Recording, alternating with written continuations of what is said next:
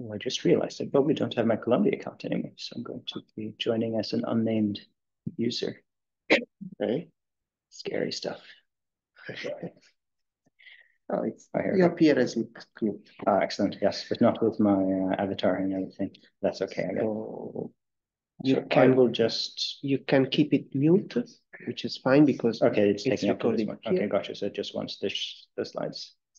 Try to share and yes, let's see. There. Share. I want desktop 2. I don't think I want advanced. I just think I want desktop 2. Directly. We see your screen. Good. And then let's see if I do this. Set aside. And this guy does work. This guy does work. Oh, by the way, this is so fun. Using this, you can uncage it, and now it works as a cursor. This is like if you really want to be completely disorienting to everyone. Oh wow, nice. So I'm going to briefly introduce you, even if you already did it. Okay. Yourself last week. Redundancy is important. We gave 5 minutes more since we were somehow late because with the picture. Yeah, very. I think we can anyways. But for today, if we're ready, we can stop anyway at 6:30. Okay. Then we will have a short pressing time. And, sounds good. Oh, actually, you know what? Let's open this guy up so we have.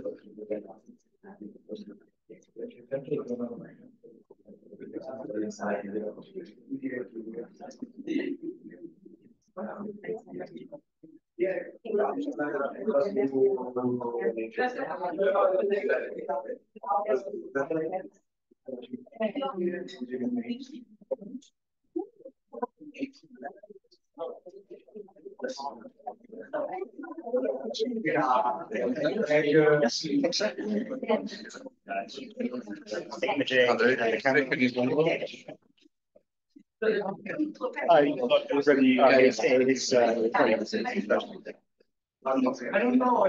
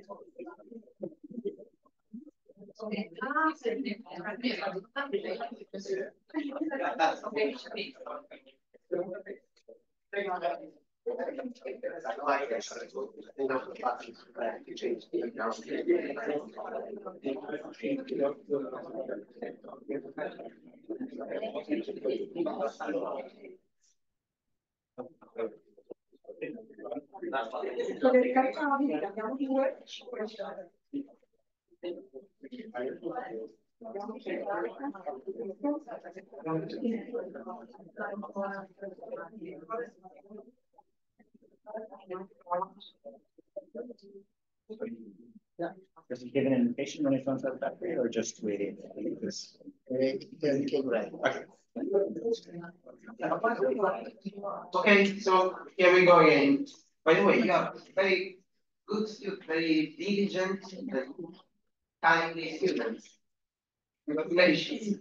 So good boys and girls. Okay, so we go now with the last lecture of the day, and so we start a new topic, which anyway has already been touched as. For instance, in one of the last questions. So statistics and inference, in particular for relevant searches, basically the main topic of this school. Knut Morå, he already introduced himself. He is the go-to guy for most of the xenon analysis. So basically, I think I can say that any xenon analysis, sooner or later, probably later, in the later stage, in the mature stage, goes between the hands of for the final checks and polishing or main contribution. So it's a lecture and it's hands-on session. This was from the first edition of SoUP. We wanted to have this important topic, also with some exercise to make people really aware of what they're doing and to improve better. Each time we tried something different. This time, Knut will give both the lectures and the exercise, so we think it will be more coherent with respect to other editions, and we'll see. Thank you. Yeah. Hey everyone. Thanks for coming. Thanks for inviting me, Marco. One of the first things I did in statistics after having passed my statistics for physicists course was joining my supervisor at a summer school at Ischia, giving the exercise sessions in goodness of it. Yeah, exactly. So this is coming, yeah, it's all coming back. This time I will not order a whole CBAC that I don't then have to eat, but otherwise I hope for a glorious repeat. 2015. This is shocking, 9 years. Good Lord. Anyways, so it is in the nature of rare event searches that it's seldom completely obvious to the eye. And it shouldn't be. Like if you have eyes that think it's obvious what you're looking at, you should be extra distrustful of yourself, because if you're just looking at a few events, it's really important to think about, could this be random chance? Could this be a mismodeling? And really to set yourself on the path of knowing what kind of conclusions can you actually draw with some certainty from the data you're looking at. So my goal for this course is in particular that all of you start thinking of what kind of statistical model could I think of, or what kind of statistical model does my measurement correspond to? And to consider how to test whether your data is compatible with that model, and to use the statistical model to draw physical inference, to say, I have a model that says there is this much dark matter in the universe, that predicts I will see these things in the detector. I saw that thing, and thus I can draw this conclusion that my model doesn't agree with the data, and I need to redo the experiment. And also importantly, many of you will have to interpret other people's statements. We already saw a short trial run of that, and it is important, that you understand where the limitations come into this, and also that all of these statements that we make are very contingent. You know, they're contingent on some things being assumed or some things being correct. And it's important to recognize that these lines are not something that some god of statistics brought you on a silver platter and that you're then supposed to take for granted in every situation. These are always statements of if this, that, and the other, then.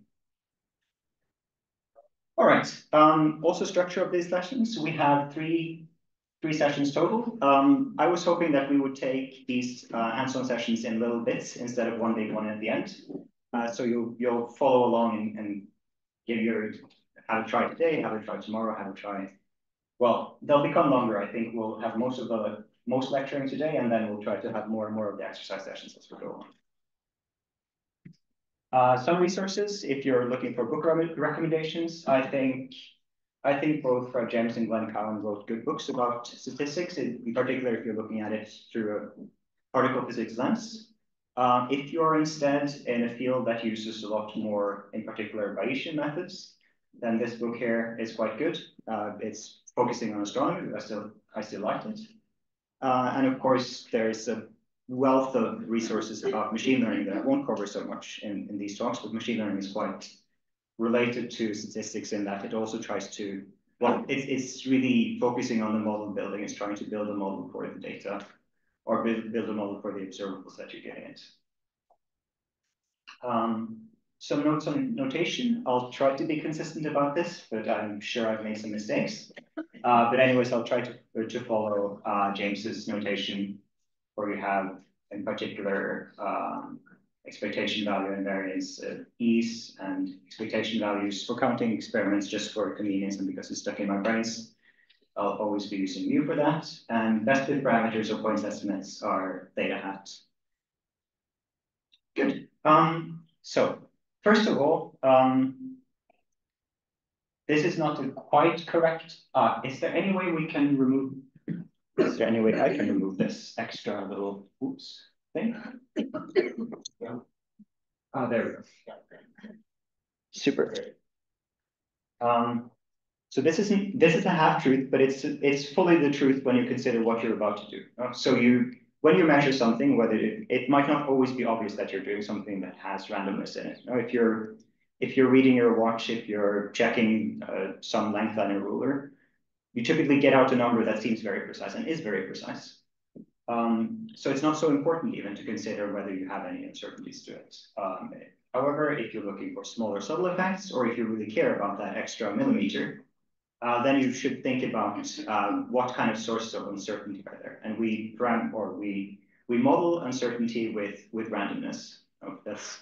That's a model, right? It might not always be true.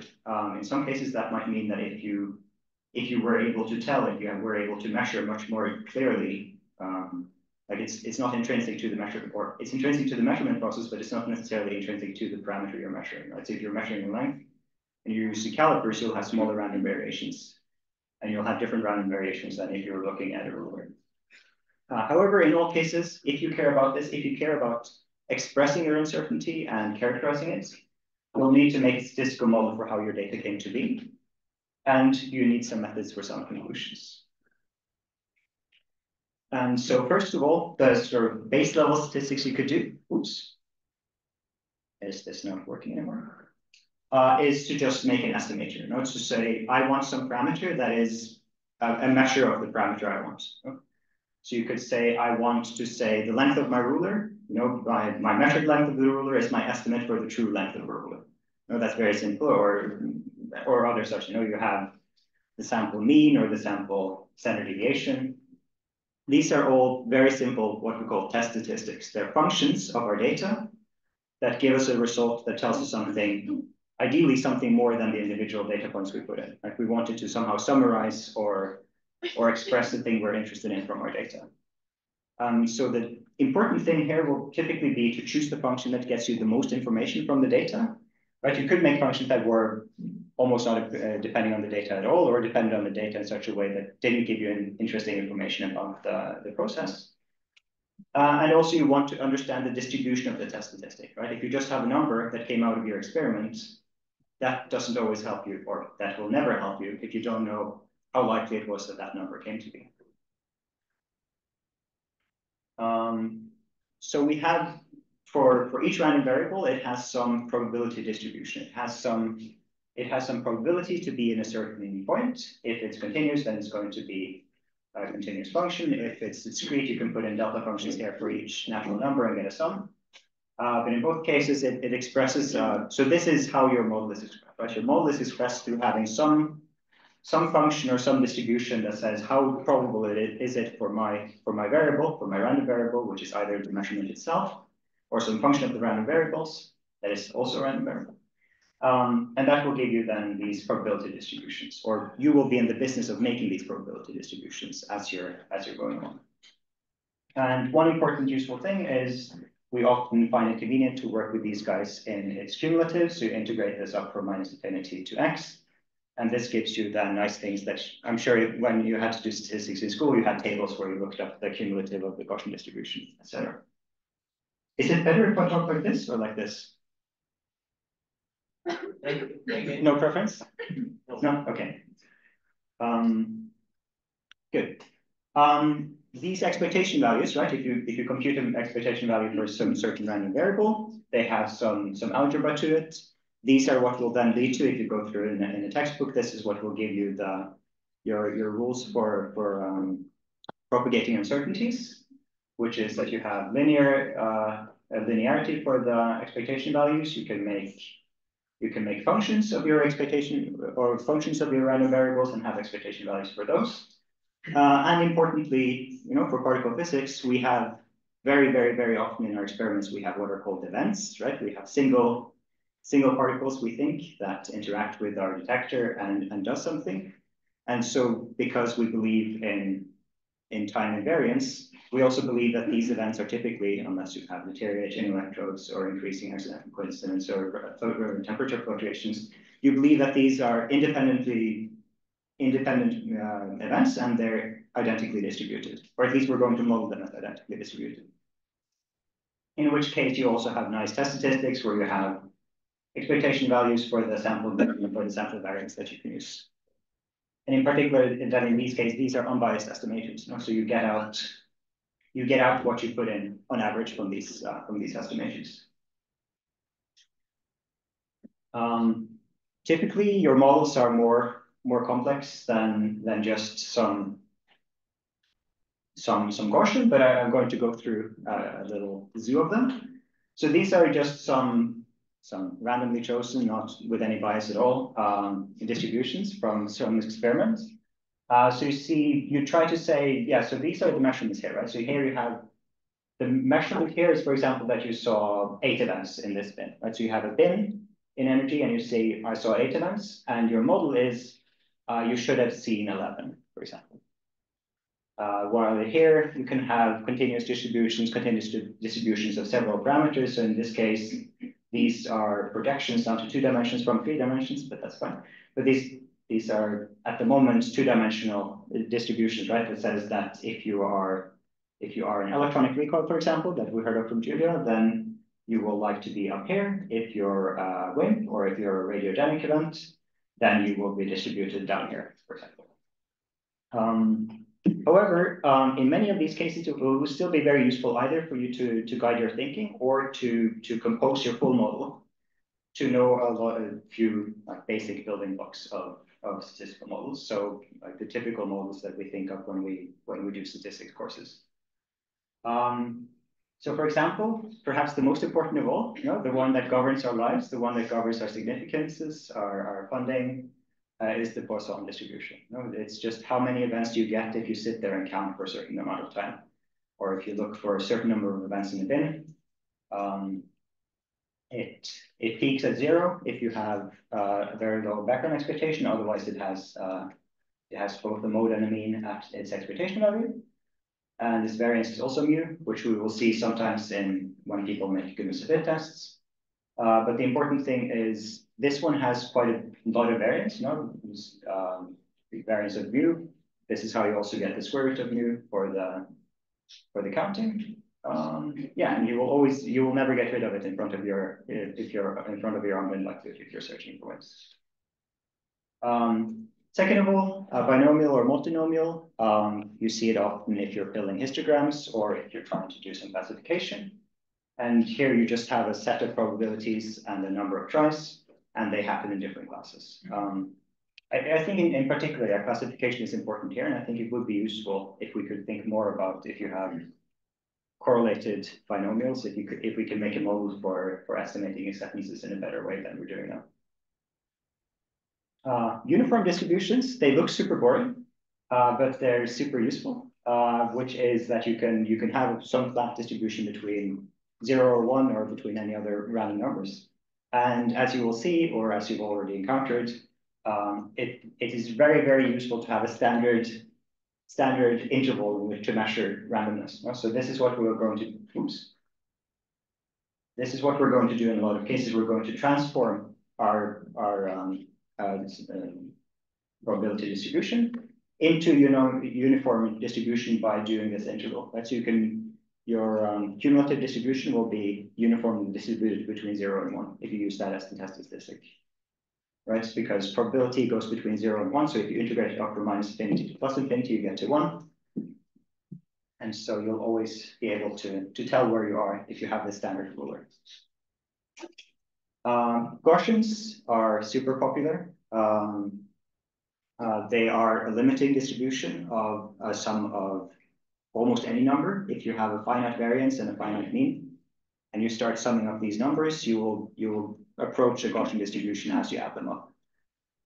So if you have any kind of process where the errors are additive, which is quite often, then you will end up with a Gaussian distribution. This is sort of this is our mantra for justifying why we're putting in Gaussians when we say, yeah, we just want to put in something for the uncertainty. Now, this is our little prayer that this will work.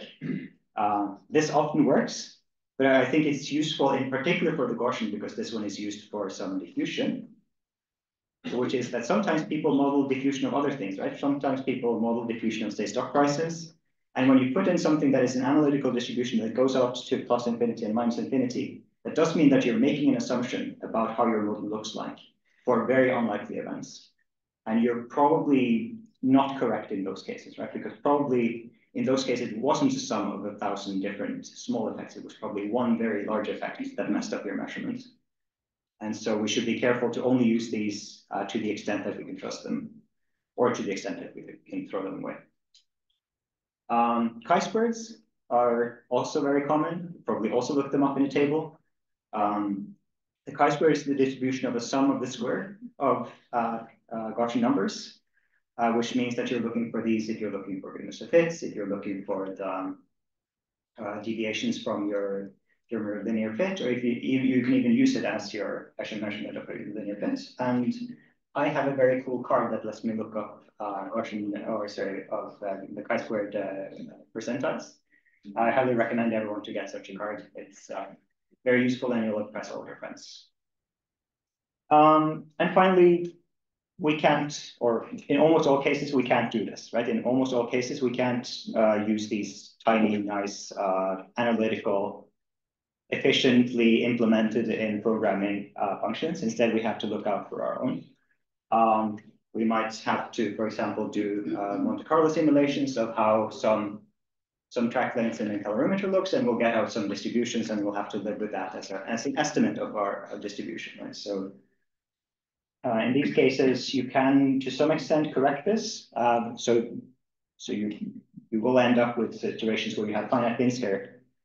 And that's okay if you're using it binned. If you're trying to use it unbinned, you have to really correct for this. Wait, that's not true. I'm lying. You have to always correct for the possible uncertainty in these bins, either by checking whether you have enough events, perhaps by having the number of events and checking whether the result is stable, or you can implement the uncertainty of this via some clever numerical tricks that allows you to not have to do like 100-dimensional minimization of these nuisance parameters. Also quite challenging with these that some of you will encounter is that if you define your model in these histograms, then trying to adapt them to different shapes is quite challenging, right? So if you have something that can be numerically calculated for any parameter value, then you can put that into a gradient minimizer and do quite well. If on the other hand, you're trying to do this with something that was built on templates, right? You can see the little granularity here from something that was based on histograms, that were then made by filling that histogram with Monte Carlo. Then doing these interpolations are just sometimes difficult. You can sometimes get false minima. I don't know of any general prescription for curing this, but I think it's useful for you already to think about this as a possible problem by adding nuisance parameters. However, sometimes you really need those nuisance parameters also, right? Because you need to express the uncertainty of your model.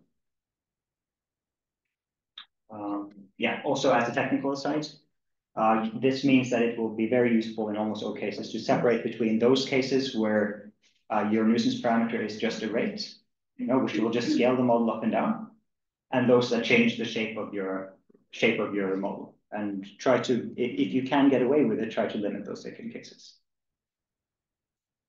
And if you're keen to do something more fancy than using histograms, you can also use, for example, KDEs, where you add a little kernel, one of these little guys, to each of your events, and then add those together to make an estimate for your distribution. That's something that can work quite well in some cases. In this case, I made something that had a very sharp boundary here, which means that you drive down. So you're trying to fit this to the function. And if you have a very sharp discontinuity, it wants to have a very sharp kernel also to be able to fit this guy. However, if it has a very sharp discontinuity here, it will have a harder time fitting the rest of this area. So in those cases, if you have these sharp discontinuities, you might ideally even want to use adaptive KDs, which changes its width based on where it is in the distribution to really nail this down. But it has quite a nice library with scikit-learn that you can read about in the astronomy, machine learning, and probability book. Good. So now we have sort of the building blocks. We have random variables, we have some estimators, and we have some simple, until now, models. I'm going to only cover Bayesian statistics a little bit at the end if we have time, because most of the statistics that we do in rare event searches are using what is called a frequentist interpretation of probability, which also aligns quite closely to what nature does, for good or ill.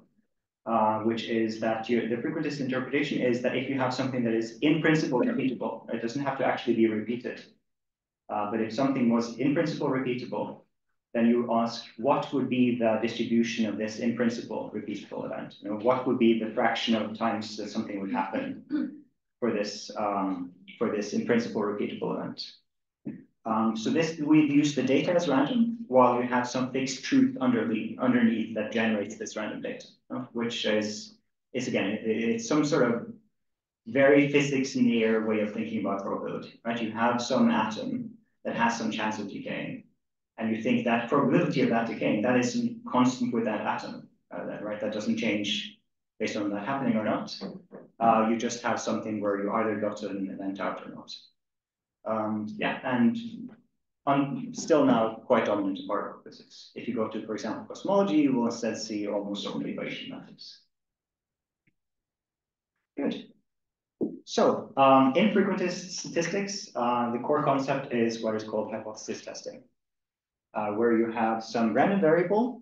It can be a test statistic, or it can be just something you measured, and you try to distinguish between two hypotheses, two models of the world, or two models of your measurement in particular.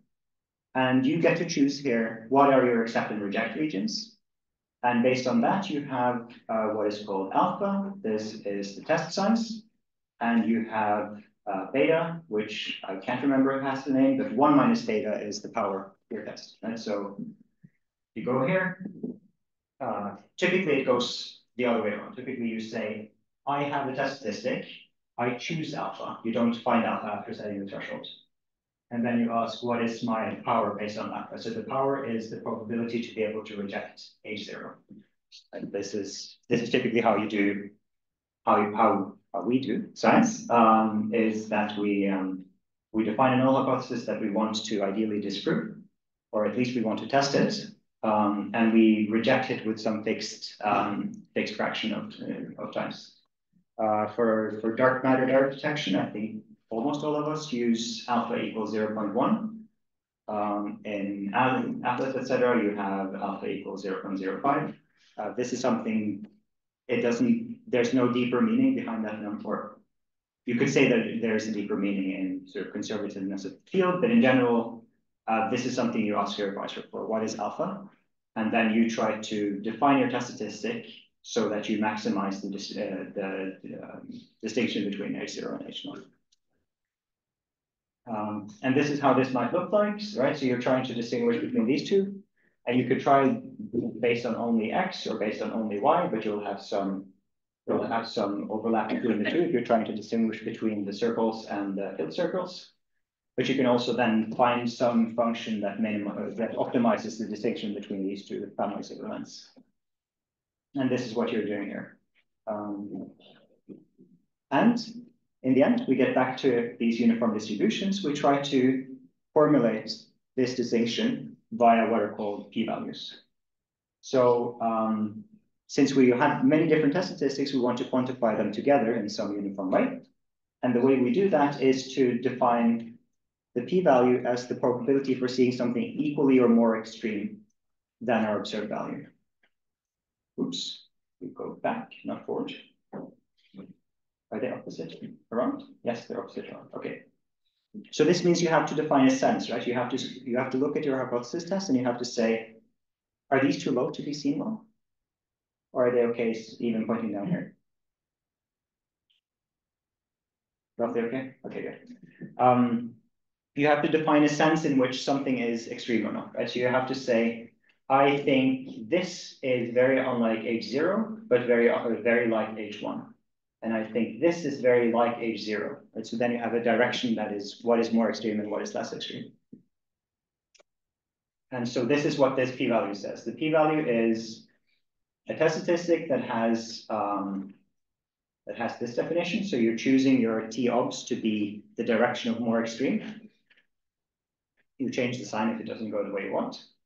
And you then say, I have under H0, P is the probability of under H0 to see something equally or more extreme than this, right? So you integrate under H0, the probability from the observed value out to infinity. That is often something that is tricky, right? It's a very convoluted definition, but it turns out it has to be this way if you want to do frequentist statistics. And so just to repeat again, everyone repeat inside themselves also, that the p-value is the probability to observe a single data set or the data set you did observe, or something more extreme, given your null hypothesis.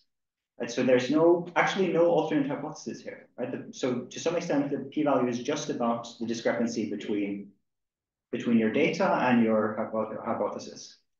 However, there is an H1 in here. It's just hidden, which is that H1 hides in which test statistic you chose, right? You chose the test statistic to distinguish H0 from something, and that something other is H1.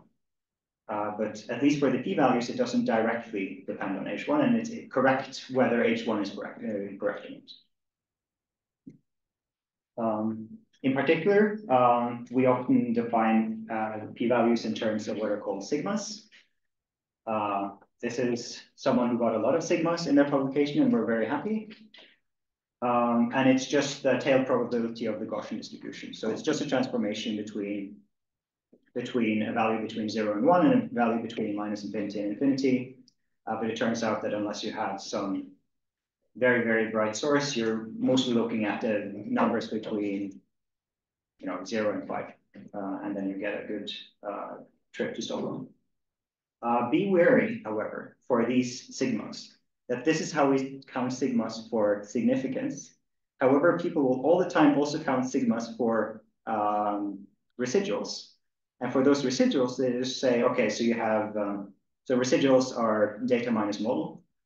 And if you assume that that residual is Gaussian distributed, because you typically assume that everything is Gaussian distributed, then you're just going to count how many of those residuals are between -1 and 1 sigma. Lots of residuals.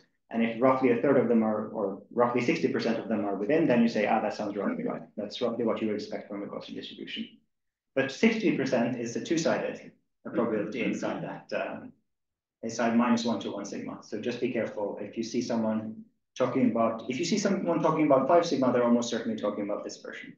If you see someone talking about 1 or 2 sigma, they might be talking about the two-sided or the one-sided version.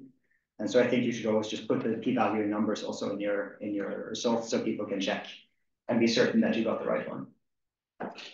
Also to someone before asked, well, we only saw 2.7 or 2.6 sigma for finding solar neutrinos. Is that really enough?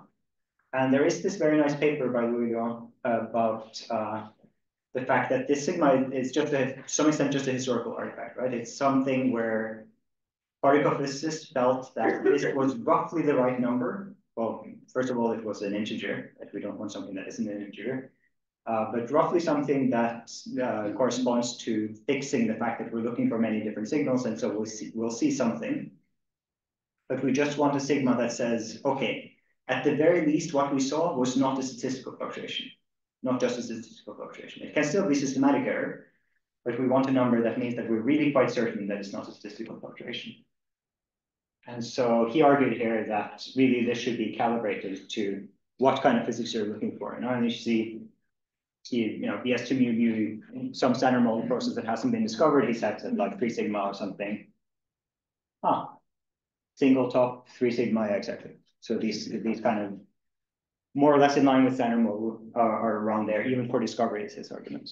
While if you were to say you want to discover superluminal neutrinos, then you really should be looking at something where you can ensure that you're incredibly sure about this. Okay. So, so that's our p-values. Now we want to find these test statistics that we're looking for, right? We want to get the best test statistic that gets us the most separation between H0 and H1. And it turns out that in many cases, you should start looking at what is called the likelihood for these questions. The likelihood is also central to a lot of Bayesian methods. So in general, it's just, it expresses almost everything you need to know about a model or a measurement. And it is often what we mean when we talk about statistical model is we're pointing to the likelihood, right? The likelihood says, how likely was your data given your model? And so if you have a very simple likelihood, if you have a counting experiment, you have your model is that it's a Poisson, and your likelihood is just a Poisson probability of seeing 3 events if mu was some value. And you can make these as complicated as you want. And even better, it turns out that with the likelihood, you can make what is called the uniformly most powerful test. You don't have to worry about getting it wrong. You will get the best separation possible between H1 and H0 if you use the ratio between the likelihoods of the two. That's great. However, it turns out that this is only true if you have no nuisance parameters. And very, very, very often, our models are not fixed beasts, right? They have uncertainties in themselves. And so in those cases, we have to turn often to what are called profile likelihoods, where you have some nuisance parameters. Nuisance parameters are exactly what they're named like, but they're a necessary part of our life. And what you do with the nuisance parameters is you try to profile them out, which is you try to minimize them, or you minimize the likelihood with respect to them, and then you return to a likelihood that only depends on your hypothesis. So this is an example from xenon 1 tone. In this case, you have this one curve here, and this one curve here is the likelihood as a function of many different hypotheses, right? So each value here is saying, if my WIMP nucleon cross section is this, that's a model. So there are many H1s here. And then for each of them, you get out a likelihood ratio. And underneath all of this, you also minimize against quite a few amount of nuisance parameters here. So this model started out depending on 22 or 23, I can't remember, parameters. And at the end, the profiled likelihood ratio depends on only one. It depends only on the signal. And so now we've sort of quote unquote removed the nuisance parameters from the business. Knut, yes. Since this is one of the key points, I think, at least in my understanding. Can you maybe make some example of a parameter of interest and nuisance parameters? Yes, Such that excellent question. Yeah. perfectly clear from the beginning. Otherwise, we. No, that's a good question, and I should have put it in. So parameters of interest are typically the thing you will put in your abstract that people are really interested in. It's the wind cross-section, it's the wind mass, it's the, sometimes it can be something more mundane, it can be the flux of solar neutrinos. But in any case, it's something that you, or at least for our case, it's typically some parameter about physics. It's typically something you really want to know about. Nuisance parameters are parameters you introduce into your model because you have to represent uncertainty. You have to, for example, confront the fact that you don't know exactly how many neutrinos you're expecting from the sun. So you have an uncertain background flux that affects how many you expect to see in your detector. You might have an uncertain acceptance, and so that affects how many you see in your detector. You might have an uncertain number of background events, and that affects how many background events you would see in your detector. So in all of those cases, you try to parameterize that uncertainty by putting into your model some parameter that says this is how many it is, but I don't know exactly how many it is, so I'll put in this placeholder, this nuisance parameter that I'll try to deal with for example, profiling. Bayesians will do other things than profiling, so there other methods exist, but you have to deal with these uncertainties somehow, right? You can't just put in what you think is the best number and be happy. You have to represent the fact that these numbers are not precisely known. Thank you for reminding me. Yes. A question about why the statistic has a factor of -2. Yes, that is an excellent question. The answer there is that it's often a lot of work to find the distribution of these test statistics. But it turns out that some special forms of the likelihood has asymptotically a simple form of distribution.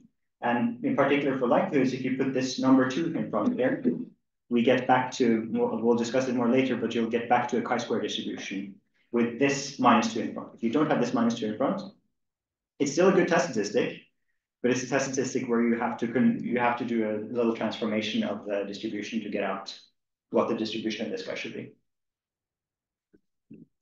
Yeah. It's not clear for me how to treat the estimators of the nuisance parameters, so the data with the double hat, the data with the hat.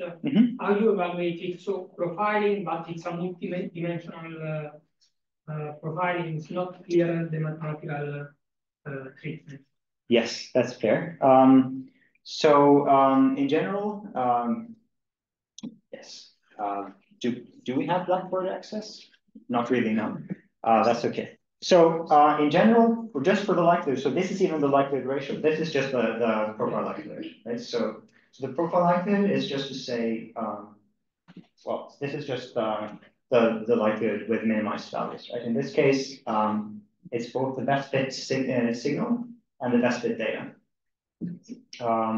In this case, this is for the likelihood ratio. We'll get into that later. But in this case, S is not minimized. In this case, S is kept fixed to some value. So we're now testing a specific hypothesis. And in that case, we put hat here to mark that this is now a conditional minimization. So in this case, this is not the best fit estimator for every signal, but the best fit estimator if you keep this signal fixed to some value. Okay. Yes. Try to begin now. This was unfortunate that I added the full thing. Try to just focus on this thing now that we can minimize the likelihood, and then we get to the likelihood ratio when we get to the test statistic distributions. Yes, if you want to remember this, try to remember that there's an equal number of hats to both terms here. That's at least how I remember which one goes where. Hat conservation. Exactly, yes. Conservation of hats on both sides of the ratio is the central principle. Now, because these nuisance parameters are also often so tricky, it often pays to try to get them away. And it often turns out that you can ignore quite a few of them. And so I would recommend to you, I don't have any general prescriptions here because I don't think there exists any. However, you should always consider, do I need to add this nuisance parameter to my distribution? And this is in particular important because you're looking for very rare events. And so is it really, really important for you to know the distribution up to the 10 to the minus 3, 10 to the minus 4 tails of the distribution if you're looking at 10 events? In some cases, yes, if you're unlucky and have an event out there. But in most cases, no. In most cases, you can actually ignore nuisance parameters that affect your signal out to those far tails. And so this is an example from Xenomonton, again, where you have the error ratio of upper limits with and without nuisance parameters for the shape of the signal. And this is not because that shape is actually precisely known, it's just because to the precision that your actual experiment will be able to tell, it will not be able to tell the difference between these different models. So yeah, try to run these tests if you can, if you're running an analysis, to see if you need to add some nuisance parameters. Right. Again, we come back to estimators. Just a little bit of an aside on these guys. These are tests we wish to understand some physical parameter, right? So we went before, we said you could use the mean, you could use the variance. But some mathematical definitions for these. The ideal estimator has zero bias. And most importantly, it converges to the true value once you start adding data. So if you have a low number of data, it might even have some bias, but it should always converge to the true value as you add data. You should never be able to keep adding exposure and not get better in probability. You will not necessarily have that as a real result. As we saw, you get random outcomes of these experiments. But in probability, in the distribution should get tighter around the true value as you improve your experiment.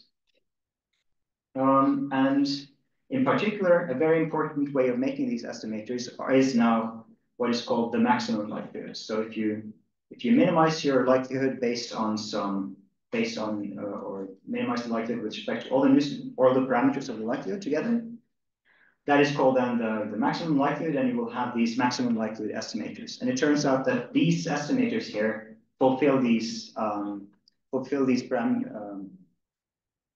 properties, in the asymptotic limit. If you keep adding data and you have this maximum likelihood estimators, they will give you consistent estimators and they will approach unbiasedness as you add data. So this is also why these are so widely used, and you can see why they're very convenient.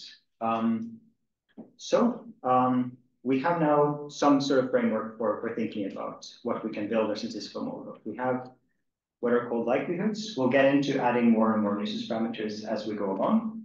But for now, we have likelihoods. We can minimize them to get estimators, or we can just look at them for how our model should be distributed. However, this was at the front of a textbook on goodness of fits, which is that from the earliest days of statistics, you make your model and then you try to hold your fingers crossed when you check whether that model actually holds true. And that you really need to do before you can use this to do science.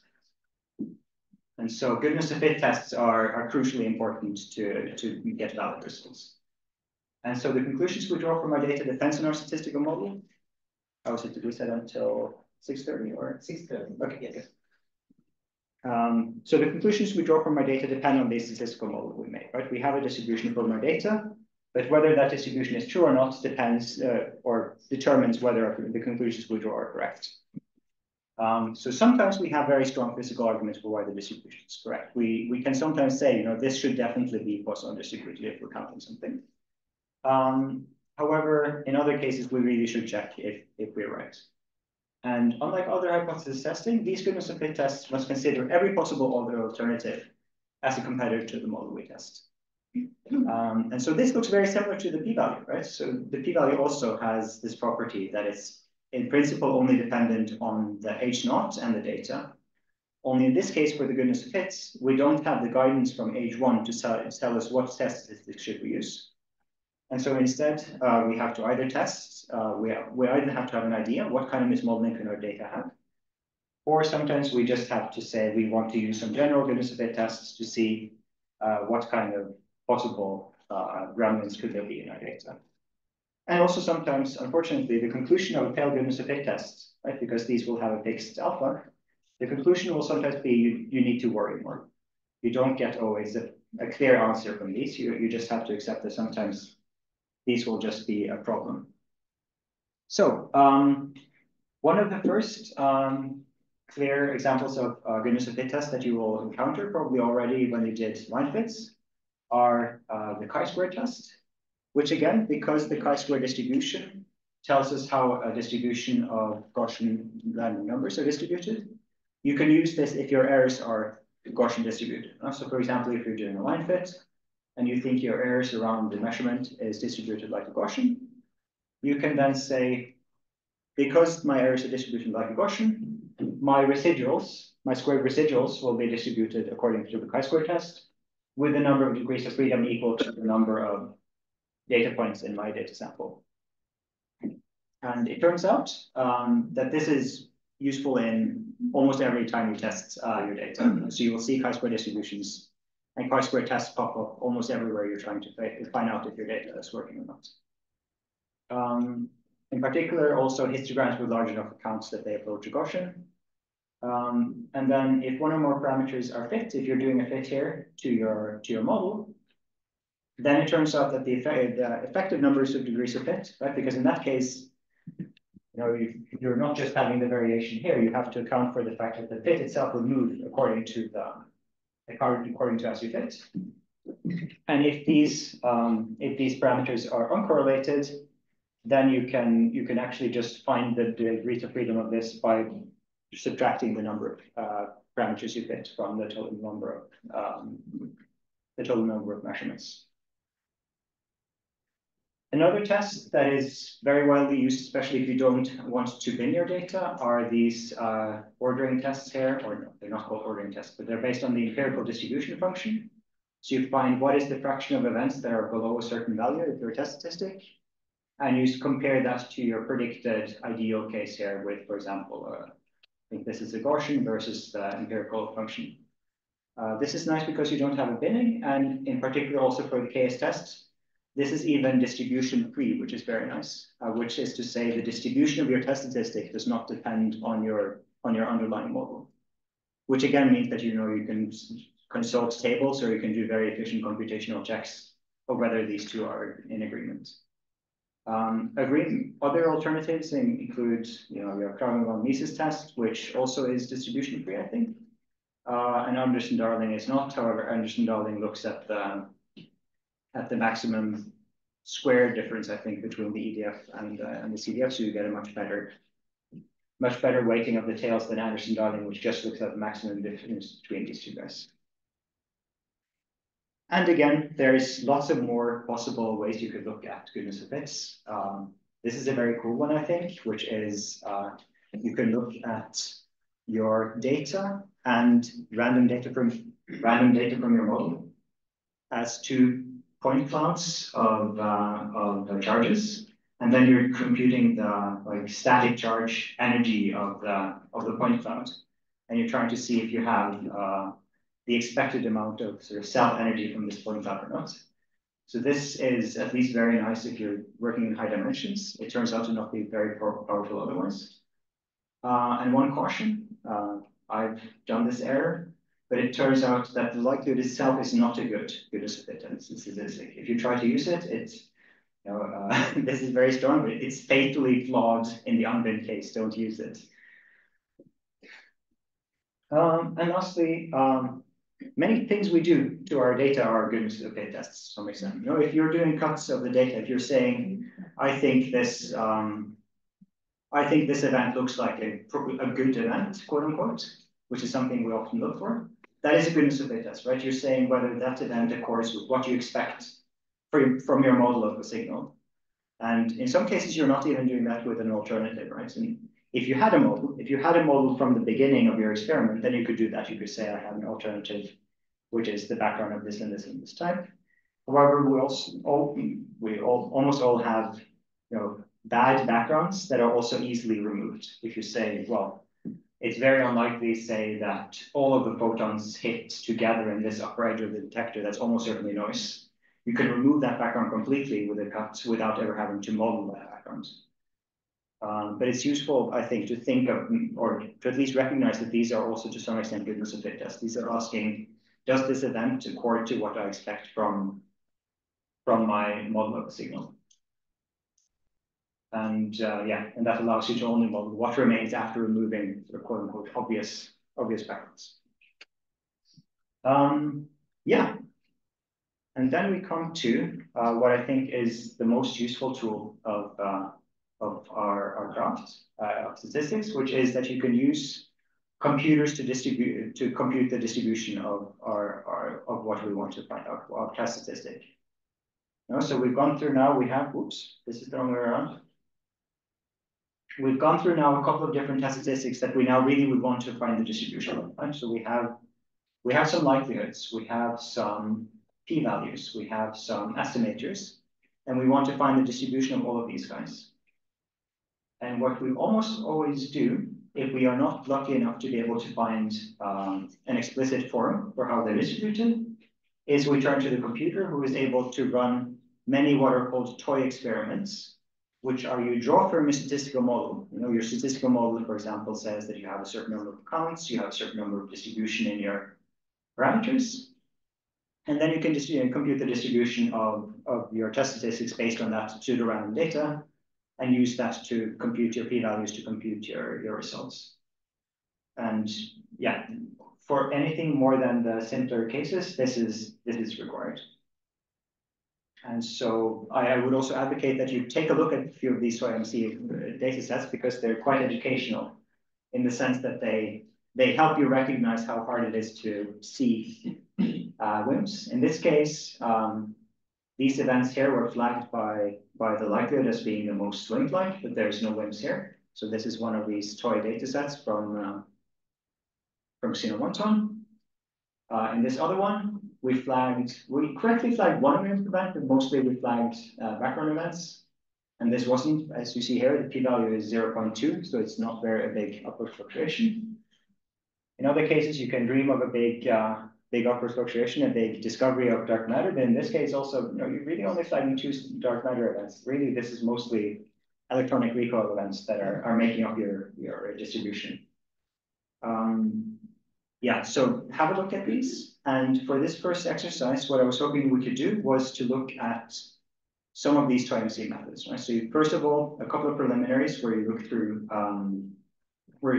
that you're able to just compute some distributions, and then use some goodness of fit tests to check that. Right, so short summary of today. I think we can start with the exercise session. We model our observations with a statistical model, right? So this statistical model is some either parameterization, or it can be a KDE, it can be a histogram, it can be just you having a Monte Carlo generator that is able to generate enough events that you can fill a histogram.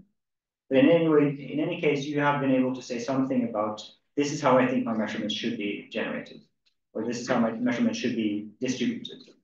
And we choose test statistics. We'll get more into later how to find good test statistics, but we've already seen that the Niemann-Pearson test statistic is a very good one, and some estimators are often useful. And we formulate questions often in what are called hypothesis tests. We say, we have a direction, we have a test statistic, and we define a region where we reject a hypothesis and accept an hypothesis. And we define those regions in terms of how much probability should there be to reject or accept our hypothesis. And lastly, a particularly important hypothesis test is whether your data agrees with the distribution you use. Good. I think that is, I would go for that for today, because then I would ask you all to have a look at the notes, at the exercise sessions, which are in the agenda here. I put in here this exercise 1 notebook, which has some instructions first on just making sure you can run a plot, etc. But hopefully then afterwards you have some goodness of fit tests and stuff to compute some nice curves out of. Before we start on that, do anyone have questions regarding the lecture now? No? I will also be circulating in case people have questions regarding the exercises. I propose we start with like 15 minutes of doing that, and then we can start asking around if people have questions about the first exercise. Yeah, sure. Good. Great. Let's see. Does everyone have the necessary power, etc.? Otherwise, I think there are chargers around. And everyone have computers except, actually, you know what? I have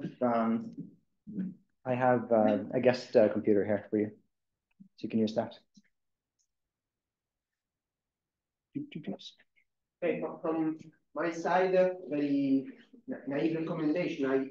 I warmly recommend that you try to do these exercises because really it's the way to go to understand and to digest the various.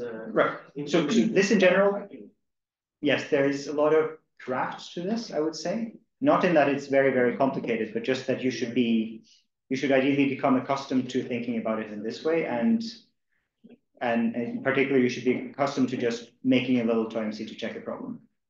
And I think, yeah, just doing that with NumPy and getting it out, it can often be, very few lines, but it's very important that you try to get that in as a habit because, yeah, these distributions will only get you part of the way until you can just compute it with the more complicated methods. Maybe also as a personal experience, I'm definitely not an expert in statistics, but I had to do it because it's what you have to learn to put your hands on the stuff that you're going to present. And the way to go is, for instance, the question that there was about profile light with the head, double head. You really understand it when you do it, and repeating it in your head. That's the other way to go. At least it worked to me. At least to survive. Then there are other levels of evolution. Yeah, for profiling, we'll have that in tomorrow's exercise sessions because it's good to check that you have just the distributions now with the specified likelihoods, and then we can check with the unspecified or not completely specified models tomorrow. Let's see. Yes, I left the meeting. Sorry. What is the exercise? It's in if you go to the agenda. Let's see. Actually, good question. Has everyone been able to download, or hands up if you haven't been able to download the exercise? If you have not been able to download it. No? Okay, so then it's just in the, there. So you just go to the and then click to the, and there you have exercise.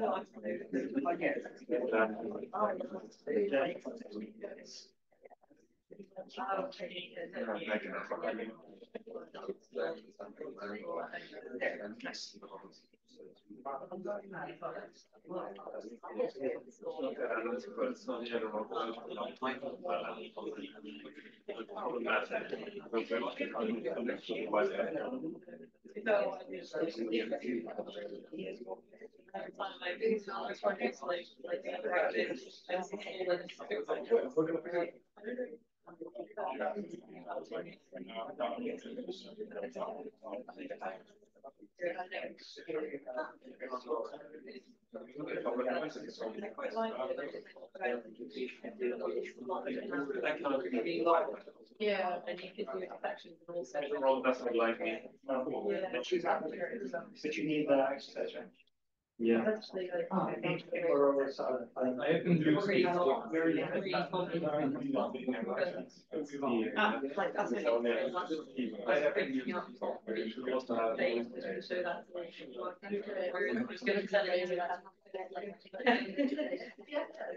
Yeah, but I'm hoping it's definitely not launched in like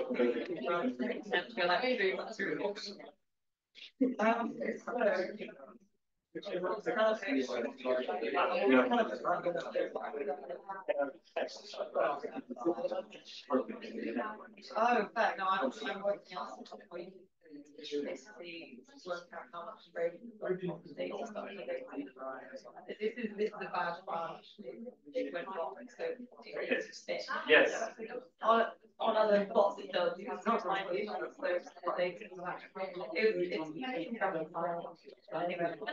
but so I was working on how to fix Thank you. how much rate you're expecting. Yeah. You've got to put all your data. So that's not work out with the And at the end, it does essentially cause error. Like, really efficient. Last thing is like you have to pop down how much grade on you have to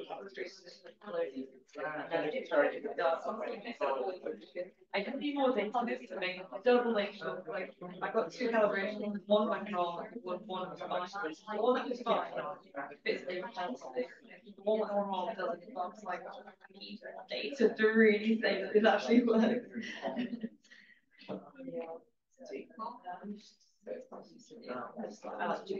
Yeah, no, yeah.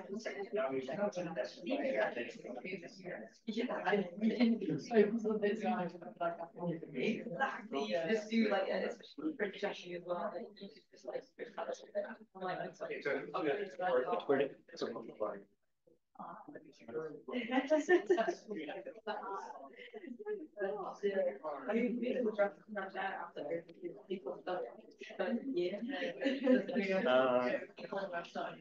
Should I turn off this one? Should I turn off this one or just do whatever? Right, I just wanted to not have any.